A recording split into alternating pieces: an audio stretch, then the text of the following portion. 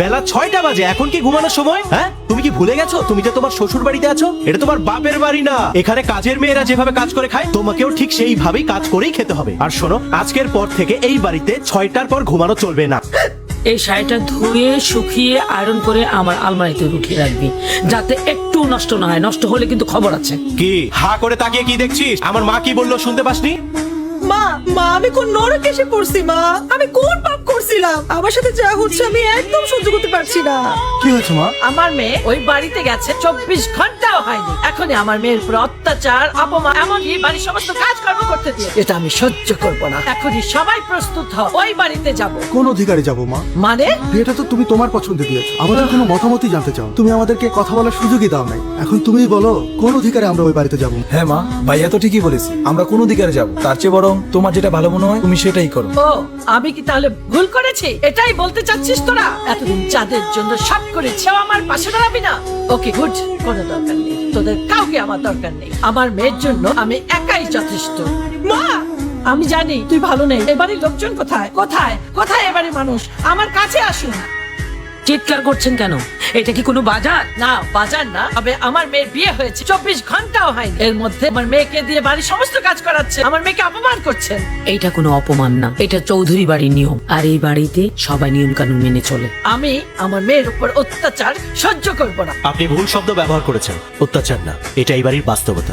আমি এই বাস্তবতা মানি না। আমি আমার মেয়েকে এখান থেকে নিয়ে যাব। নিয়ে যান না, আপনি চাইলে আপনার মেয়েকে নিয়ে যেতে পারেন, দরজাটা খোলা আছে। এতে আমার মায়ের কারোরই কোনো আপত্তি নেই। আরেকটা কথা, নির্ধারিত সময়ের মধ্যে আমার মায়ের চাহিদা যদি আপনি পূরণ করতে না পারেন, এমনিতেও আপনার মেয়েকে আপনার বাড়িতেই চলে যেতে হবে। সো এত চিৎকার চেঁচামেচি করে কোনো লাভ নেই। যেহেতু আমি বা আমার মা আপনাকে এই বাড়িতে দাওয়াত দিয়ে নিয়ে আসি, সুতরাং আপনি এখন চলে যেতে পারেন।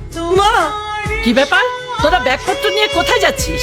আমরা চলে যাচ্ছি মা। চলে যাচ্ছি মানে? তুমি আমাদেরকে অনেকবার বাড়ি ছেড়ে চলে যেতে বলেছো, আমরা যাইনি। ভেবেছিলাম আমরা মানিয়ে নিতে পারবো, কিন্তু না, তুমি আমাদেরকে ছাড় দাওনি, আমরা মানিয়ে নিতে পারলাম না।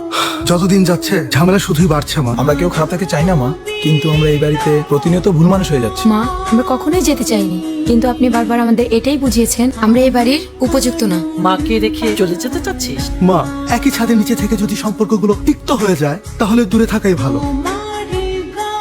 এই যে এভাবে নাড়ানাড়ি করলে হবে? ঠিকঠাক মতো লবণও দিতে হবে। আবার হা করে তাকিয়ে আছে, ঠিকঠাক মতো কাজ করো। এই জমিদারে মেয়ে, ওই ঘর ঝাড়ু দেওয়া শেষ হলে আমার ঘরটা ঝাড়ু দে, আর আসার সময় আমার জন্য এক গ্লাস পানি নিয়ে আসিস। ওই, তোর কত বড় সাহস? তুই ঝাড়ুটা ফেললি কেন? ঝাড়ু কি তোর বাপ কিনে দিয়ে গেছে? তোল তোল, এক্ষুনি আমার মায়ের ঘর ঝাড়ু দিয়ে যা যা।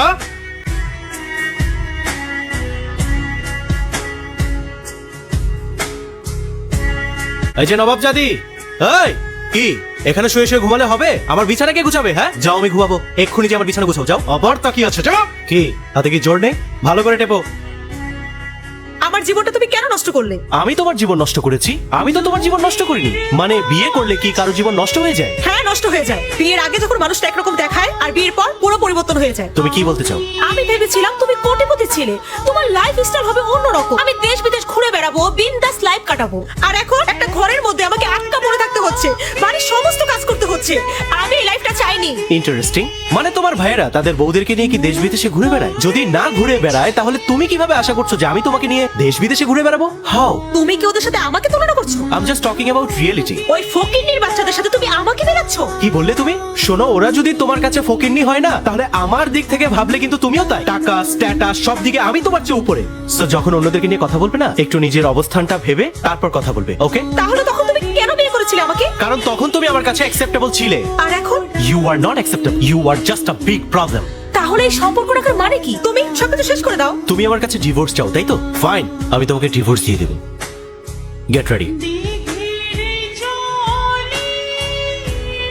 বাবা, মাত্রই তো বিয়েটা হলো, এখন যদি আমার মেয়েটার ডিভোর্স হয়ে যায়, আমার মেয়েটা সমাজে মুখ দেখাতে পারবে না। সবাই বলবে আমার মেয়েটার সংসার টিকলো না, আমার মেয়েটার জীবন নষ্ট হয়ে যাবে। আপনার মেয়ের জীবন নষ্ট হয়ে যাবে? তাহলে আমার বোনের জীবনটার কি হয়েছে? বোন? হ্যাঁ, বোন।